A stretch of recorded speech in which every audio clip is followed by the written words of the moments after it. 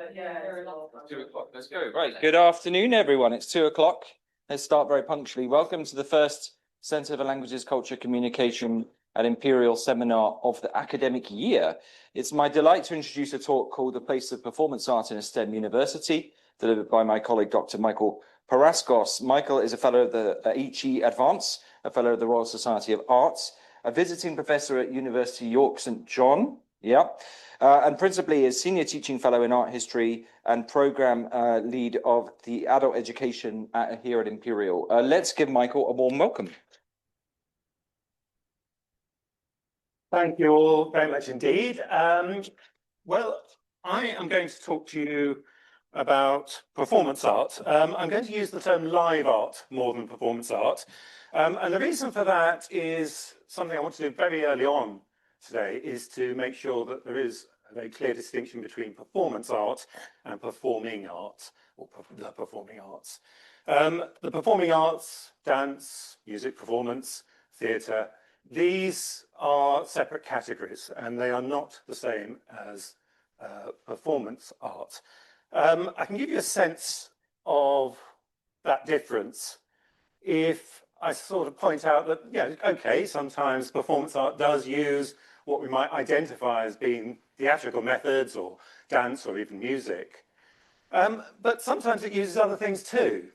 So a friend of mine, sadly no longer with us, but a friend of mine used to do a kind of performance art in which he would construct a table. He would go all over the world doing this. He would construct a table, usually to places where there was a little bit of tension in the local environment.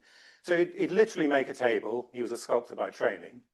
But then he would move on to the second half of the art, if you like, which was to cook everyone a meal around that table, and they would eat it around that table. Now, because of that, I don't think we're all sort of thinking, performance art must have something to do with cookery schools or, Raymond Blanc or Gordon Ramsay. And that's what I really want you to understand. It's that performance art, in its relationship to performing arts, is no closer than it is to cookery, for example.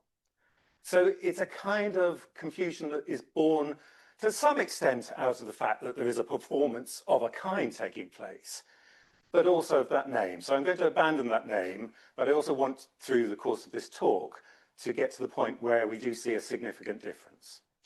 Now, in doing this, at the back of my mind, or the front of my mind at the moment really, is that Michael and I have been working on the possibility of introducing performance art or live art into the curriculum here at Imperial through the Horizons programme at the CLCC.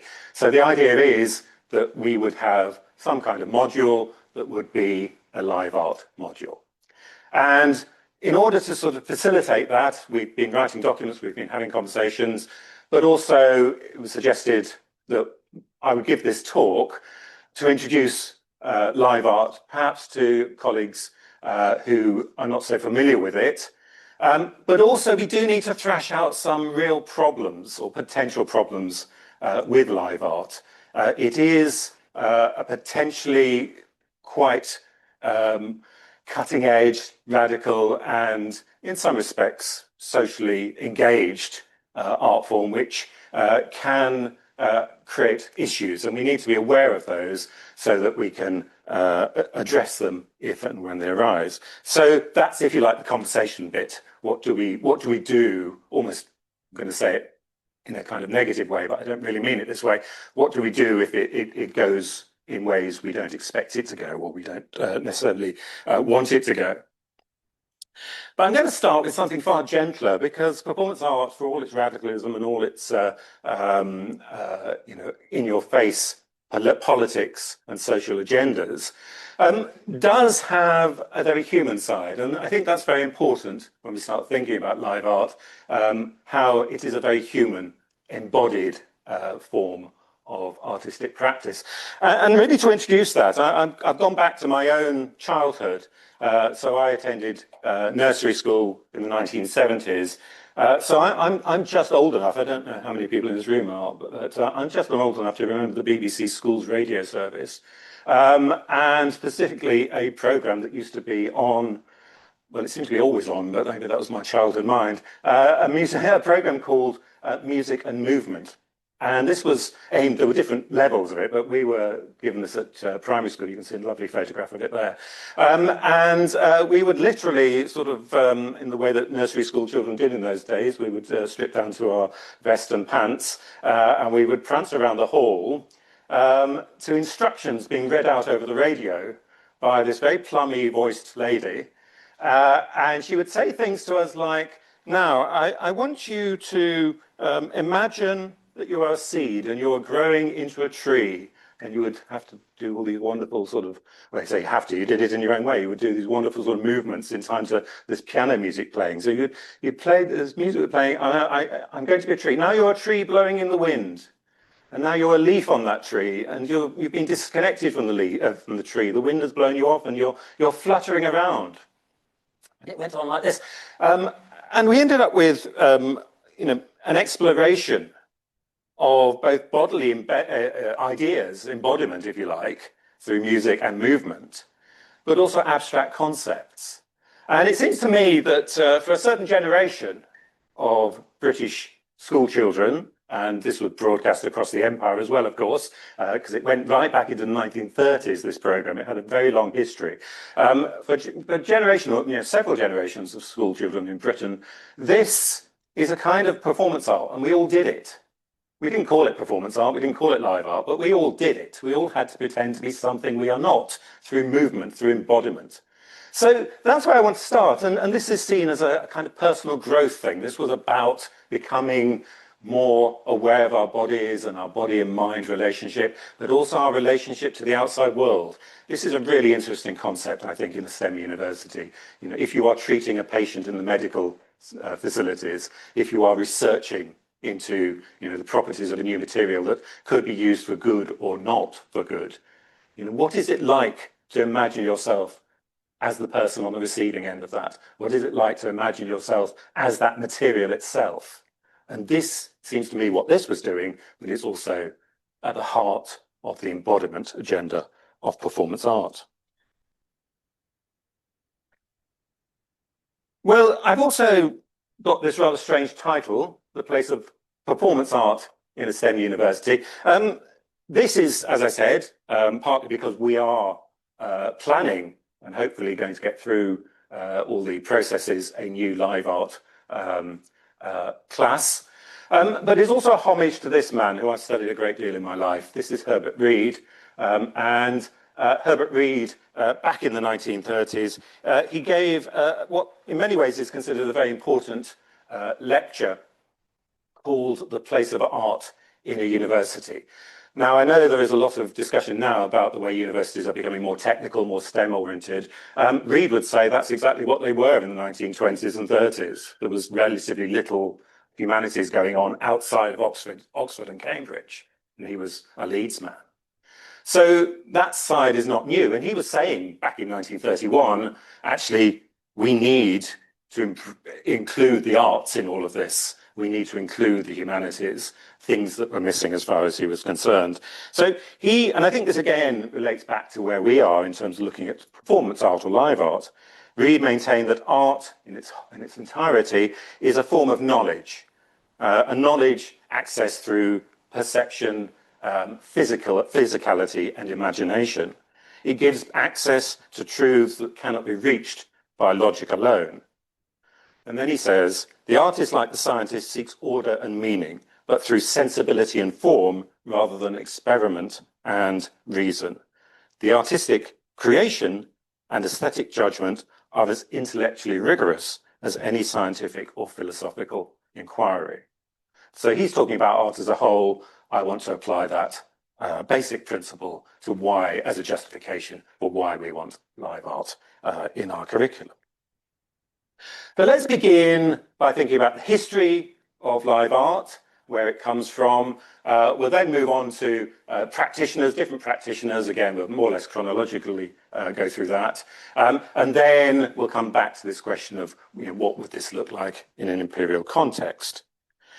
And I'm going to begin that investigation really by, there we go. I go to an artist you might not think of as a performance artist or a live artist, and that's Vincent Van Gogh. And in thinking about Vincent van Gogh and his sort of frenemy, Paul Gauguin, what do we have there? We have two painters. Seems to be the absolute antithesis of performance art. But the point about these painters is that they lived their art. They lived as artists. By being artists, they were not just somebody who went out, 9 o'clock in the morning, started painting, came back, at 3, 4, 5, whatever it is, we finished work, and stopped painting, stopped being an artist. They were constantly artists. They never stopped being artists. The artistic element of them was a lifestyle as much as any product. And we kind of give this a convenient label. We think of it as a bohemian lifestyle. But I think it's far more complex than perhaps that suggests. But that idea of the bohemian artist living a particular lifestyle, we can see it as a performative act. You are constantly an artist. It's interesting, we were just talking before we started about Gilbert and George. Gilbert and George live their art constantly. So when you go and see an exhibition of Gilbert and George artwork, such as at the Hayward Gallery now, you're actually only seeing a kind of fraction. You're seeing a physical echo of what is a lived experience. So they live a repetitive process every day. They dress the same. They act in the same way. I'm going to end on Gilbert and George, so it's a nice connection to make. But they are the art, and their life is the art. It's a performative act. And this idea of the bohemian artist that arises, well, its earliest form really arises in the Romantic period, but it gets a boost in the early modern period. This idea really is central to the development of performance art or live art, because what we're getting with that is a sense that the art is not necessarily in the object, in the painting. It's somewhere else. The painting is just a manifestation, almost a byproduct of the art. So that if we look into the 20th century, we start to see people literally becoming bohemians. It's a way of performing your difference to the rest of society.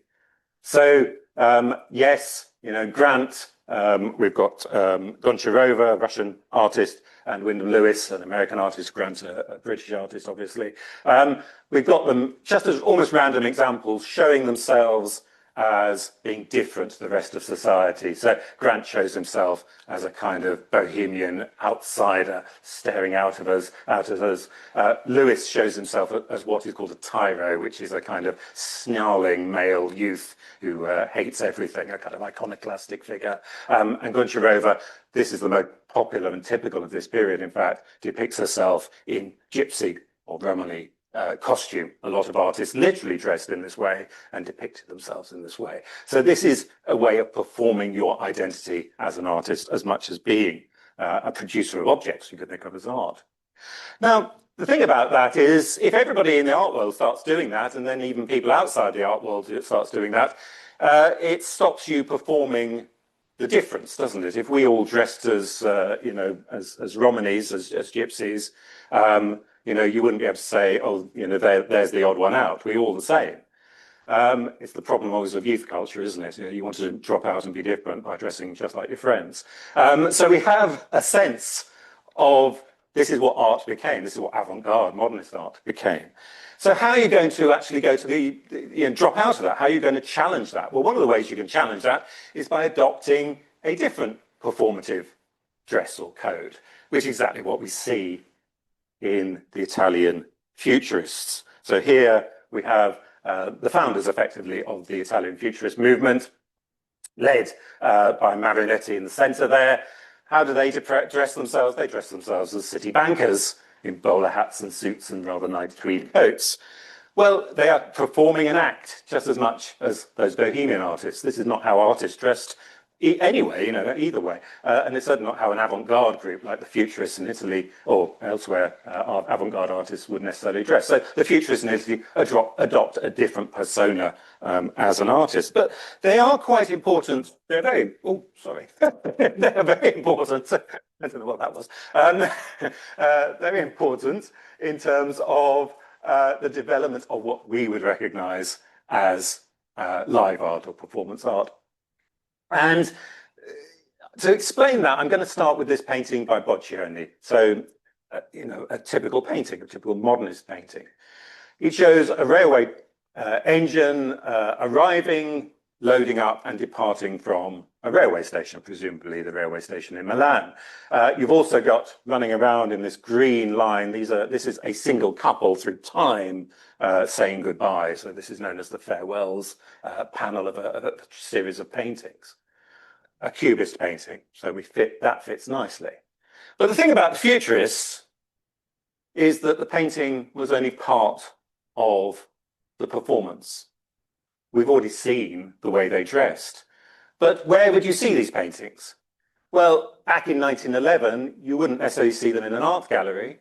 Well, art gallery in Italy isn't necessarily going to show these paintings.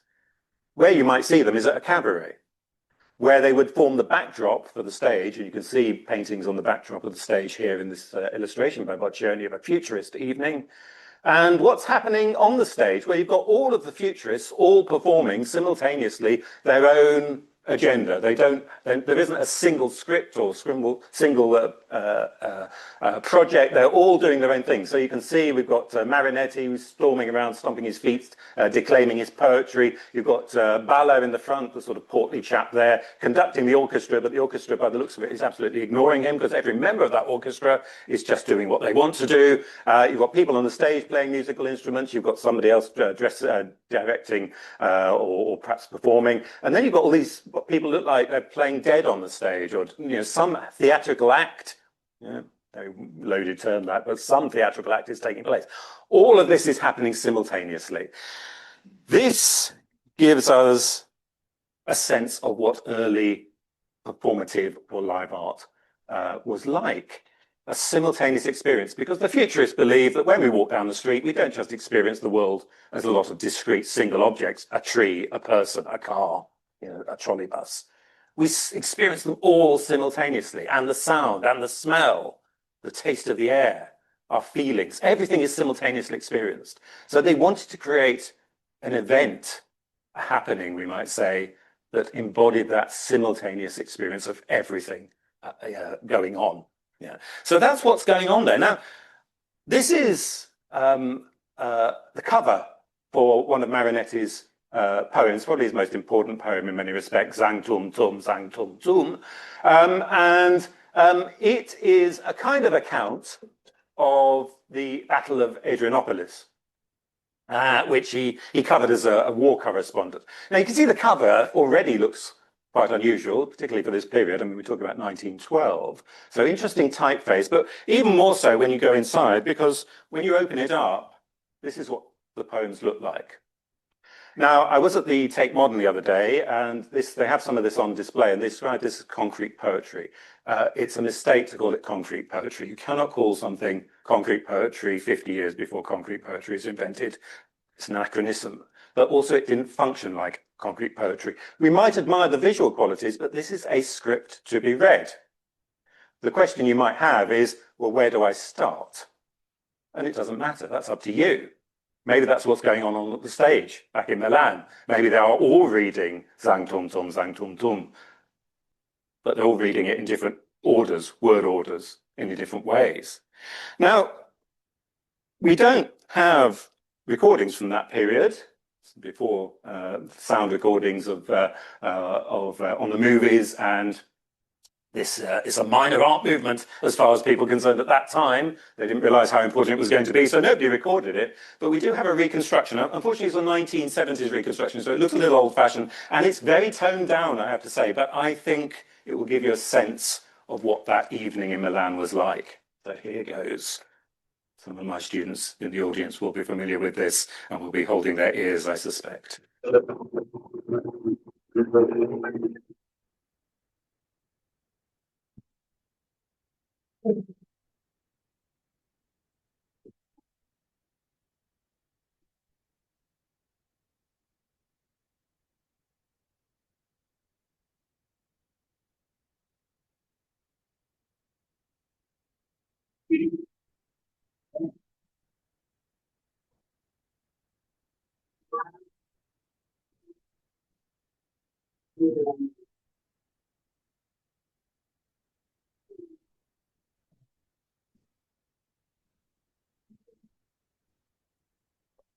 think you're getting the idea. So we have something now. So we get essentially to 1911, 1912. We have something that is not claiming to be standard theatrical performance. It's certainly not claiming to be dance. It's not claiming to be standard music in any way or standard poetry. We get a performative act. We get live art that is starting to get a little bit like what we might recognize as live art or performance art today. But all of that might make you think, I've mentioned cabarets, might make you think of Weimar Germany between the First and Second World War and the growth of the cabarets, not just in Berlin, in fact, they're all over Europe. So that what we have in Marinetti is a kind of touring group, sometimes a one-person touring group, sometimes with others. He went all over Europe performing his poem in this way, including coming to London. There were cabarets in London, so he performed at the Cave of the Golden Calf and also at the Rebel Arts Centre. So it was known here. But let's think about the Berlin Cabaret, because through the Berlin Cabaret, we do start to get something that is recognizable as performance art today or live art today. That was odd. So what live art today? I want to introduce you to this woman. This is Valeska Gert, and many of us talk about modernism, consider her the real founder of performance art or live art. She was born in Berlin in 1892, and she started off as a dancer, but she rapidly moves away from that in the cabaret circuit. And in the cabaret circuit, what does she do? She starts doing something really quite extraordinary between the acts. So there would have been songs, there would have been dances, there would have been all sorts of things, but she would come on in the interval and perform her performance pieces. So there's no sound on this, I'm afraid, but you're going to see three pieces: Death, the Charleston, possibly the Charleston, I don't know if it's the correct title, and The Street Prostitute by Valeska Gert.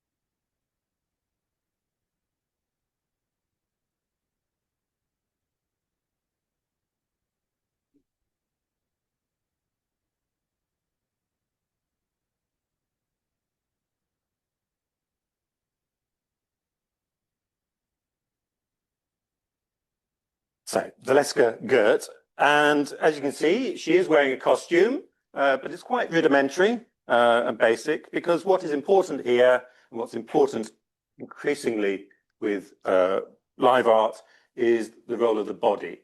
It's an embodied art form, so we can think of the body as a medium. So the medium of a painter is paint, the medium of a sculptor might be stone, wood, or metal. The medium of the live artist or the performance artist is their own body or the bodies of others, as we again will see. So think of that as a key defining feature. Now, of course, along comes Surrealism. And in England or in Britain, Surrealism emerges in a meaningful way in 1936 with this exhibition at the New Burlington Galleries in London. It was an exhibition of artworks or objects, or surrealist objects as they called them. They didn't call them artworks, but also of things we would recognize as performances. So here you can see some key figures involved in the whole enterprise, including Salvador Dali. Salvador Dali is the one in the diving suit, and he performed phantoms paranoiques, authentic paranoid phantoms, in the diving suit. The story is, I don't know whether it's true, but it was told to me by the son of another figure, Herbert Reeder, who is also in there somewhere, that when Dali performed this, he ran out of oxygen because nobody realized you had to take the little valve off when you weren't under the water. Herbert Reed himself also performed a lecture entitled Art and the Unconscious. All sounds very serious, but he did this while bouncing up and down on a bed. Again, not the greatest success because nobody could really understand what he was saying as his diaphragm kept making his voice go strange. So not necessarily the best way of delivering a lecture, but nonetheless happenings. And this spilled out into the street as well, which is going to be important. So here we have Sheila Legg, and you can see she's wearing this rather strange white, well, the gown is not strange, it's this headdress that is rather strange, which is basically a kind of an entire, almost a diving bell again, but made up of roses. And she wandered around Trafalgar Square, as you can see, that's St. Martin in the background. Oh, that's the National Gallery in the background, sorry.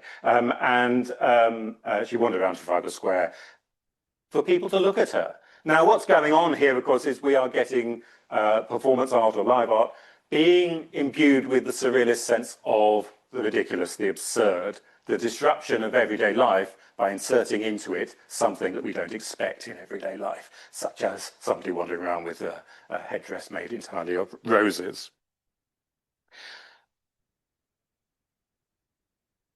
Now, if we go then into the post-war period, performance art emerges very strongly from the 1960s onwards, but it does have 1950s elements or practitioners as well.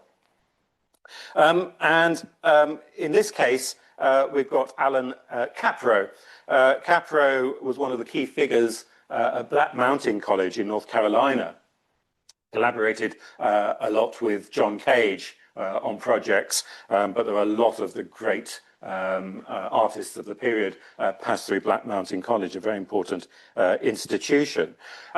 Here you can see he's got what look like his student participants, or some of them. It's called Jam, Women Licking Jam Off a Car. This is a 1964 happening, but he was doing these kind of things in the 1950s as well, when he coined a new term, which I have already used, which is not performance art, not live art. He called this happenings. So it's this idea that perhaps you're walking down the street in the shopping centre and something weird happens, something unusual, something unexpected happens. So that's a kind of surrealist idea, the insertion of the unexpected, but also it's the idea that you're not going to announce it, which itself is a disruptive act in a capitalist world where we're supposed to ask permission to do things in the street or whatever.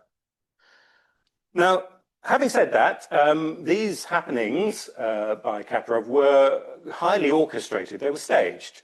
The only unknown element really was how the audience would react. But even that he tried to control. So the audience were given instructions on how to behave at certain happenings that took place. One happening at the Rubin Gallery in New York, which lasted 90 minutes, 18 simultaneous performances took place. That legacy of the future is taking place. This included painters actively painting on the stage, on their canvases, a procession of performers, readings from placards, the playing of musical instruments, and the happening ended with the performance saying the single syllable words such as but and well, as four huge scrolls fell from a horizontal bar between them. The end of the event was signalled by a bell ringing twice. Now, live happenings could be elaborate like that, but they could also be very simple. This is a portrait of an artist called Robin Page, who taught at Leeds College of Art in the 1960s. Leeds College of Art at that time was one of the most progressive in the world, and it was described by Patrick Heron, the artist and art critic of The Guardian, as the new Bauhaus. So a very important institution, both in Britain and globally. Experimental art in all its forms was central to what was seen as its post-war mission under Harry Thuberon, its head of fine art. He brought in artists like Robin Page to reinvigorate the fine art tradition that was taught at the art school. How did he do that? Well, I said performance art could be, or live art could be very elaborate. It could be very simple. So he had these leaflets printed up, flyers printed up, and as you can see, they have on them written, this has just been handed to you, corrected to sent, but just handed to, we go for the purple one, handed to you by Robin Page. And he stood on the hedgerow, which was the main shopping street, still is the main shopping street in the centre of Leeds, and he handed them out. So this has just been handed to you by Robin Page, and it says, now rip it up and throw it away. So he gives you a useless task to do. Why have you done that?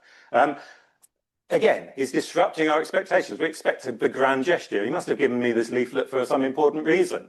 But it's not. He's just given me a task to throw it away. He's made my life a bit difficult. I've got to find a bin now. His performances could become a little bit more elaborate. Merry Christmas 66 was due to take place, did take place on Christmas Day. And in it, well, let's start with the beginning. Again, some flyers were printed and sent around the country as well as around Leeds. And people were invited to send in a present. And that present would be dropped onto Robin Page, who would be lying naked on the floor. Again, the story is that he wanted to perform this outside Leeds Town Hall. He was told that wouldn't be possible because in those days, Leeds Town Hall was also the headquarters of Leeds City Police Force. So a naked man lying on the pavement might have attracted unexpected attention or expected attention. Nonetheless, it did take place in the art school itself, and we have a photograph of it taking place. So there he is lying on the floor. You can sort of see him in the middle, and he's had lots of presents dropped on him. And as he said in the leaflet, if he's still able to speak, depends what the present is, I suppose. If he's still able to speak, he would say thank you. This developed on in 1966, because in 1966, a kind of conference or symposium over several days, so a conference, I think we can say, was held at the Africa Centre, which was in those days in Covent Garden. The fact is the Africa Centre is not significant here, it's just they needed a venue, so it's not that it had anything particularly to do with Africa, but it was held at the Africa Centre. And it was called the Destruction in Art Symposium, DIAS, as it's often abbreviated to.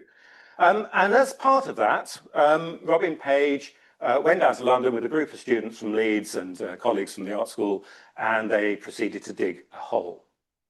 So this made the front of Life magazine. This is a cover of Life magazine, not a collage. It also made the newspapers in Britain. In the name of art, he creates a hole. He wasn't the only one at the DS conference. It brought together some of the most significant figures of the mid-1960s in live art. People like Gustav Metzger, Otto Mühl, who was the co-founder of Vienna Action, Wolf Vostell, co-founder of Fluxus, and probably most famous of all today, Yoko Ono. Let's look at some of those artists. Here's Metzger, founder of auto-destructive art, as he called it. Many of these figures were anarchists, so they are on the cutting edge of politics as well as of art. He was born in Nuremberg in 1926, but he had to flee Germany in 1939 and came to Britain. In 1959, he announces the invention of auto-destructive art, and he published an article on it in Art magazine, which was then the Royal College of Art magazine in 1961. Here's the manifesto, and if I go in, you can see it literally is a manifesto saying that the purpose of art is to self-destruct. That we make art that self-destructs. Let's look at the performance that went with this at the Royal Festival Hall in I think this is 1961.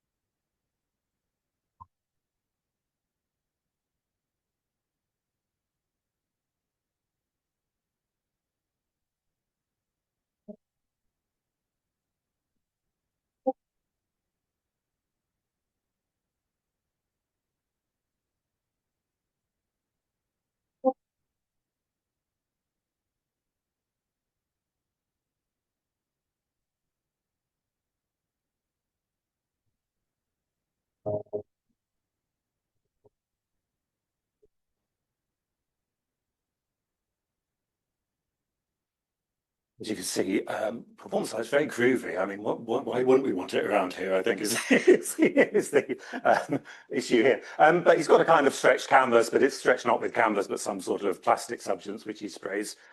Again, I don't know what it is, acid or some sort of petroleum substance on, so it dissolves. All of that sounds, as I say, quite groovy, quite cool. We could all go in with that. But as I said right at the very beginning, there is this political activism within performance and live art, which we do have to be aware of because it may raise its head and we have to understand what it is. So I'm going to go through a lot of that, and this is where we get some of the more extreme imagery and explanation. So if we go, if we go back to our list of participants in Dias, we've got there Otto Mühl, the Vienna Actionists, and I want to draw your attention to this poster that was posted in the University of Vienna. And you can see it's in '68, so the great years of student uprisings. And it's basically looking like it's a lecture on what is Vienna Actionism, what is performance art, what is live art. So you can imagine this rather revered institution. The students go into the lecture theatre. What are they faced with when they get in there? Well, think about what happened in relation to futurist art. So we have lots of things happening simultaneously. What actually happened in that lecture theatre at the University of Vienna is that Mühl explored his own bodily functions by urinating on the audience. He also drank his own urine, prompting him to induce himself to vomit, and he finally masturbated in front of the audience onto the Austrian flag. He got away with all of it except the last one, masturbating to the Austrian flag, which was considered so serious that he was sentenced to 6 months imprisonment for that. So we get this very strong sense then in Vienna Actionism of political action to citizen action isn't happening, taking place. We get this very strong sense of political action to shock bourgeois students at Vienna University, the bourgeoisie as a whole, out of their political complacency. This could be, am I able to do that? No. Sorry, that doesn't work. This could also be quite playful. And in the case of, there we go. Let me do that now. There we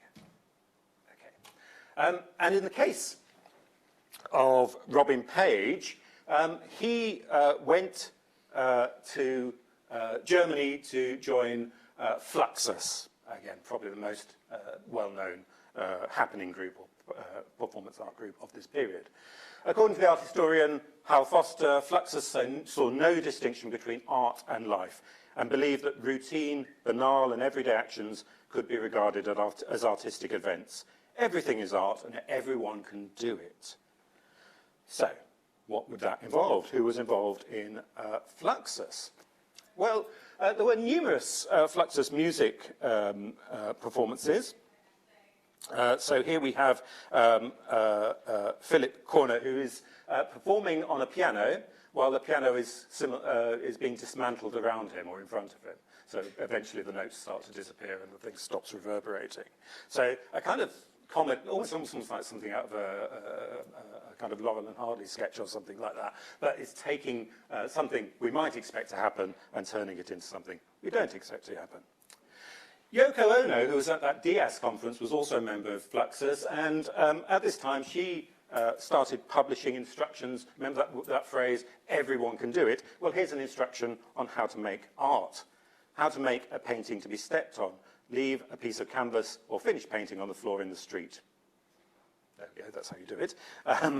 Painting to see the skies, drill 2 holes in a canvas, hang it where you can see the sky, change the place of hanging, try both the front and rear windows to see if the skies are different. These were published in a book called Grapefruit. Laugh piece there as well. Keep laughing for a week. So these are instructions almost to do your own performance piece. I'm sort of thinking now of things like the KLF creating templates that many later groups followed in music. You can see this is almost a templates to do the absurd as a performative act. But I think the most famous of Yoko Ono's performance art pieces is probably Cut's piece, dating originally from 1964, originally performed in Japan in Kyoto, but later reprised in New York, Tokyo, London, and I know it was also performed in Leeds, interestingly enough. In this, she sat on the stage, there was a pair of scissors in front of her, and in turn, the members of the audience were invited to come onto the stage and cut off a piece of her clothing. So here, you can see she's clothed, and here you can see it's... I won't play that because we're going to run out of time if we do. But they basically come on and cut off bits of her clothing. It's interesting because later on this came to be presented very much as a feminist art act, and not least by Yoko Ono herself. She doesn't actually mention that early on. She talks about it being a way of sidelining or marginalizing the artist's ego. So the audience is in charge, therefore the artist's ego is not in charge. So the meaning of it does change slightly over time. I suppose this might make us, particularly if we went to the exhibition on last year, might make us think of Marina Abramovich and her work, Rhythm O, which is a piece in which she again invited the audience to do things to her body. So in the case of Abramovich, her work explores the participation of observers, but in this case, it confronts pain, blood, and the physical limits of the body. And as she said, the limits that disappear, the kind of moral limits that an audience have, disappear when they're given license to do whatever they want. So, she was in a gallery, it's in Belgrade, Naples, sorry. She's from Belgrade. She's in a gallery. There is a set of objects on a table in the gallery, and these objects can be used by the audience in the gallery to do anything they want to her within a set of time. There was also a disclaimer, I am the object during this period, I take full responsibility, she said. So she stood there. And as she says later on, at first people were very nervous. They didn't really want to do anything. But as time went on and as people started getting a bit braver and seeing what other people were doing, things started to happen. So somebody handed her the rose. But then somebody started pouring water on her head. Somebody else tied her up. Somebody drew on her, started cutting her. They started moving her around, tying her up, lying her down. And at one point, the gun was taken, the bullets put in it, placed into her hand, and they tried to encourage her to pull the trigger. And in the end, they started removing her clothes.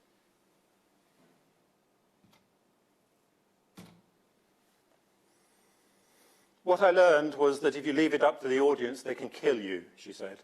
I felt really violated. They cut up my clothes, stuck rose thorns into my stomach. One person aimed a gun at my head and another took it away. It created an aggressive atmosphere. After exactly 66 hours, as planned, I stood up and started walking towards the audience. Everyone ran away to escape an actual confrontation. The body becomes central to all of this, of course. And this is something, again, we see in feminist art. Carolee Schneemann, again, there was a major exhibition of her work a couple of years ago at the Barbican Centre, created a series of performance pieces. Often we only have photographic records of these things. If we are lucky, we might have video recordings. iBody is a series that now consists of 36 photographs of the artist in environment she created with various objects while performing transformative actions that a colleague photographed. One of her most famous pieces was a performance piece involving lots of members, lots of people, lots of members of a kind of audience, participation, called Meet Joy. This was performed in Paris and filmed and performed and filmed at the Judson Memorial Church. That might be interesting when you see what we're going to see. Nude men and women dance and play with substance including raw chicken, fish, sausages, scraps of paper, and wet paint. This was intended as a Dionysian ritualistic rite, a celebration of flesh and materiality. It was claimed by Schneemann as the first feminist act of performance art in which the body was reclaimed as a site of pleasure. I'm going to try and show that, or some of it. We'll go halfway through.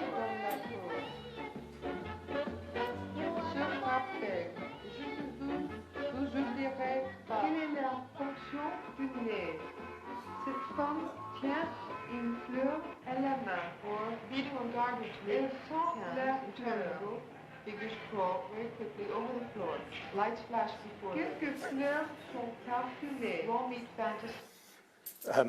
Was no fear of listeria at that point. What you're seeing here is Carolee Schneemann's Kitsch's Last Stand and Interior Scroll. This was two performance pieces. Kitsch's Last Meal, not Last Stand, is a semi-autobiographical film named after her cat called Kitsch. The script is what you see on the outside. But in the later performance, Interior Scroll of 1975, she pulled the script as a scroll from her vagina, reading it as she pulled it from her body. Schneemann documented this, or regarded this, as a documentation of everyday domestic moments and the decline of her relationship at the time, and revealing the vulnerability of lived experience.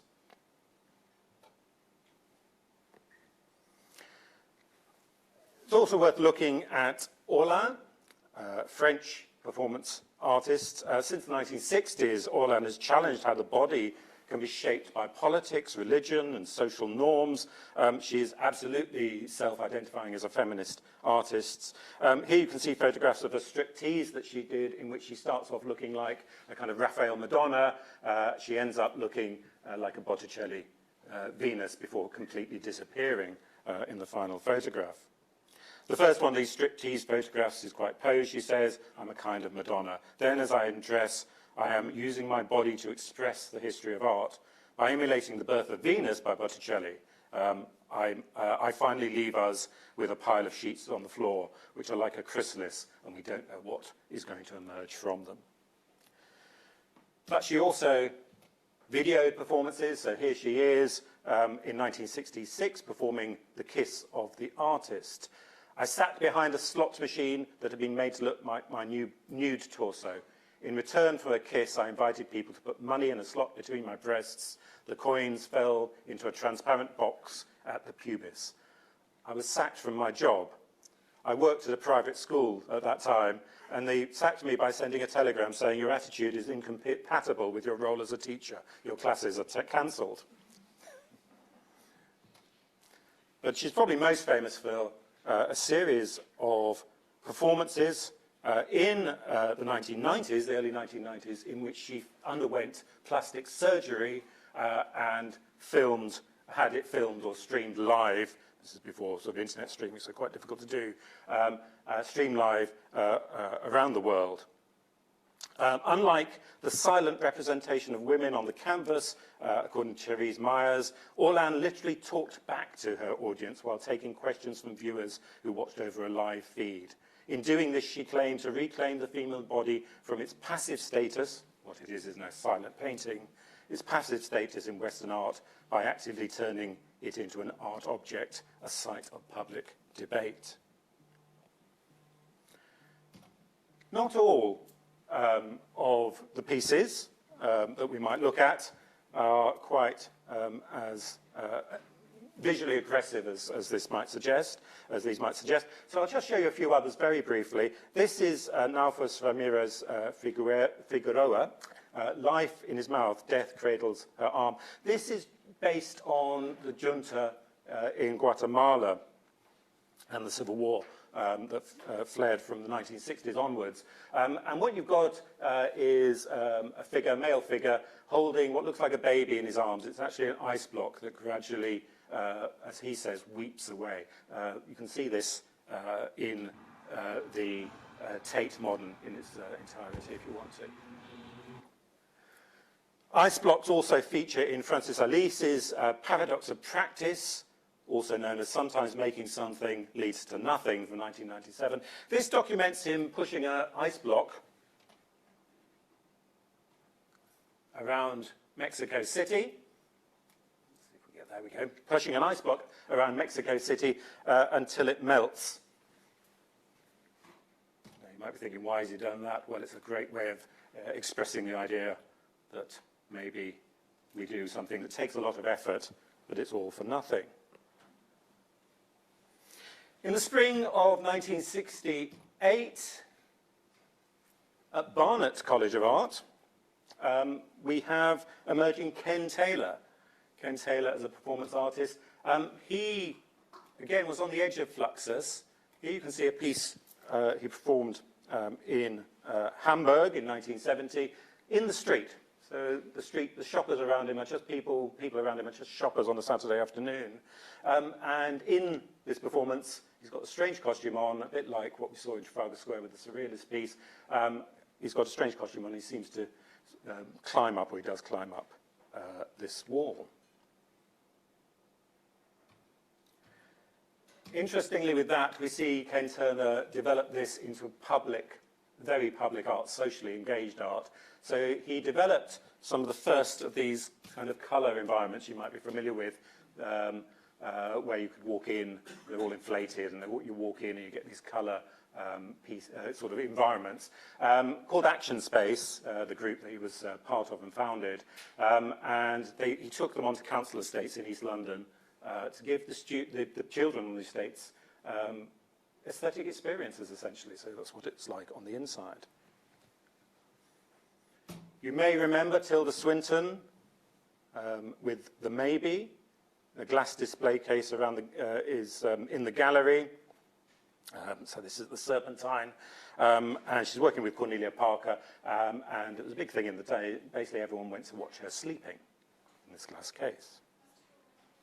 But I want to end where I began, really with Wilbert and George and their performance as a piece of lived art, an experience of lived art. They attended St Martin's School of Art, as was Central St Martin's today, under Anthony Caro, who hated all of this sort of stuff. But Caro realised that these were probably going to be significant artists. So he kind of tolerated them. And in 1970, as part of their graduation, they performed the singing sculpture, in which they dressed in their trademark suits, they metal makeup on their faces, the sort of thing you see all the time now in Trafalgar Square, but this is really the first time this happens. And they're on a plinth, just like an ordinary sculpture, but they perform Flanagan and Allen's Underneath the Arches. Oh.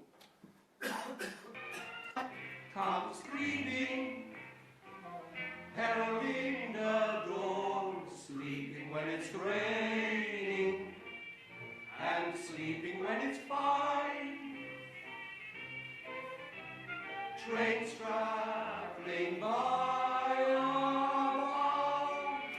I think you get a sense of that.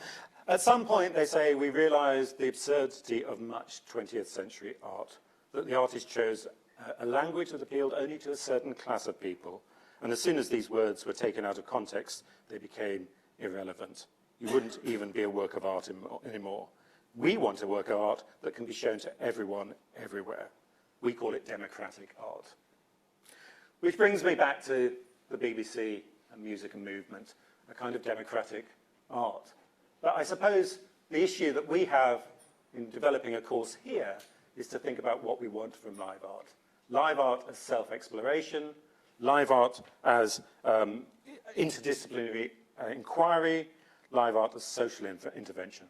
The art self-exploration, exploring your own identity, your own body, your own thoughts, your own experiences, your own psyche, if you like.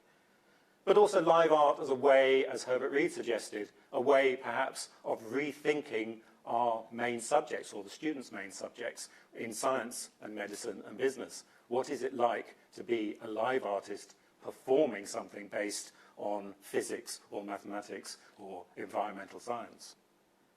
But we have to be aware that live art has always been about social intervention as well. Commentary on society, commentary on the way society treats people, and that can give it a very hard edge. That's it for today. Thank you all very much indeed.